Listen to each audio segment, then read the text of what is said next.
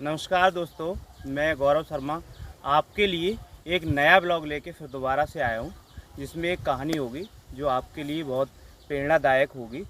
जिसमें एक एक जहाज़ होता है, उसमें काफ़ी सारे लोग बैठे हुए होते हैं और वो समुद्र में धीरे धीरे तैर रहा होता है। समुद्र में तैरते तैरते अचानक से उसमें छेद हो जाता है, कोई दिक्कत आ जाती है, कहीं टकरा जाता है तो उसमें से अंदर से फूट जाता है। जहाज़ के अंदर से छेद होने के कारण उसमें धीरे धीरे पानी भरने लगता है। पानी भरने लगता है तो धीरे धीरे उसमें पानी भर जाता है। चारों तरफ पानी ही पानी होता है, बीच में जहाज़ होता है, कहीं आने जाने के लिए कोई रास्ता नहीं होता है, कोई संपर्क नहीं होता है बाहर। तो सारे लोग उसमें डूब जाते हैं और मर जाते हैं। बस एक आदमी बचता है, वो इन्हीं उम्मीदों से ऊपर तैर रहा होता है या उसके पास कोई भी सामान होता है, उसकी वजह से वो धीरे धीरे तैर के और बेहोश हो जाता है पानी में। तैरता तैरता तैरता तैरता एक द्वीप पे जाके लग जाता है। तो आइलैंड पे जाके टकरा जाता है। आइलैंड पे जाके जब वो सुबह होती है या उसको होश आता है, तब वो एक छोटे से आइलैंड पे अपने आप को पाता है और देखता है कि चारों तरफ समुद्र के बीचों बीच एक टापू पर सुनसान एरिया होता है। ना तो कोई उसे दिखाई देता है, ना कुछ उसके लिए कोई संपर्क होता है। तो वहाँ पे बैठ जाता है और सोचता है कि हे भगवान, अब मुझे बचा ले।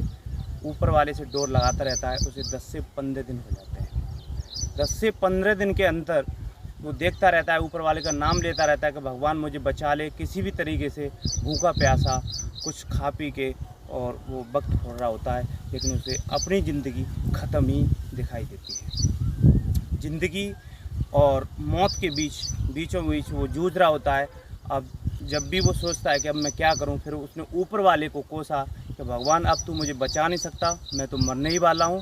अब मुझे अपने हाथी भी कुछ बीड़ा उठाना पड़ेगा, अपने हथियार उठाने होंगे, मुझे आगे बढ़ना होगा, कुछ न कुछ करना होगा। तो उसे कुछ भी दिखाई नहीं देता है। धीरे धीरे वो जंगल की तरफ चल देता है। छोटा मोटा जंगल होता है वहाँ पे, तो लकड़ियाँ इकट्ठी कर लेता है। बहुत सारी लकड़ी इकट्ठी कर लेता है। लकड़ियों से वो एक घर बना लेता है। घर बनाने के बावजूद जो खड़ा कर लेता है, तो एक रात उसमें स्टे भी करता है, ठहरता है उसमें। स्टे करने के बाद में जब वो निकल जाता है बाहर भोजन की तलाश में जंगल में, तो वहाँ से वापस जब आ रहा होता है तो उसको शाम हो जाती है। शाम होने होने तक जब वो वापस आता है उसी लकड़ियों के घर में, तब तक वो शाम के टाइम पे वो जल गया होता है, उसमें आग लग गई होती है और ख़त्म हो जाता है वो घर। फिर वो दोबारा से ऊपर वाले को कोसता है, भगवान तूने जो कुछ भी किया मेरे साथ वो बहुत बुरा किया, लेकिन अब तो तूने आग भी लगा दी। जो मैंने छोटा मोटा घर बनाया था उसमें आग लग गई, अब मेरे पास कुछ नहीं बचा है, क्या करूँ मैं। तो वो उसको देख के, घर को देख के दुखी हो जाता है। लकड़ियों का जो घर बनाता है उसको देखकर दुखी मन से सो जाता है। सोते सोते सुबह जब होती है, जब वो जागता है, तो उसको उसी टापू पर एक साइड में एक जहाज़, पानी का जहाज़ खड़ा हुआ दिखाई देता है। जब वो जागता है तो बड़ा ही खुश नसीब होता है कि मेरे सामने एक जहाज़ खड़ा हुआ है।